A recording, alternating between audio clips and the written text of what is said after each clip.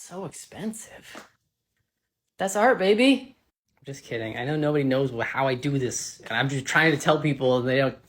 The DCG holography that I use to create my glass pendants and jewelry is all very toxic. I need to expose myself to cancerous materials in a safe manner, but there's still a hazard involved when I create my own film plates from scratch. Oh, also, the developing process is completely analog, kind of akin to photography, like black and white photography. Some different chemicals, but it's a wet process. Specifically, DCG holography is incredibly volatile. It likes to do whatever the hell it wants, and to wrangle the variables that can affect the final hologram, it's a little bit of a trick, and not a whole lot of people on the planet know how to do it.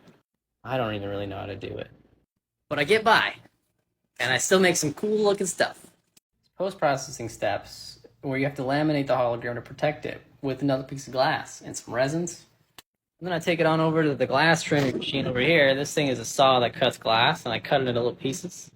And I bring it over here, and this is a polishing zone in which I hand facet my jewelry into the beautiful shapes that they end up.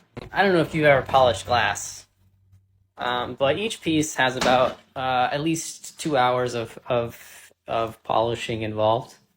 That's just the polishing, make it pretty. But I think it needs it. So then you end up with something like this, polished, pretty, flashing like a mofo, and then I have to make it into jewelry. And there's a whole process involved with that, with getting the hardware, polishing the hardware, adhering it with epoxy resins, stringing it up on a chain, and putting it in a box.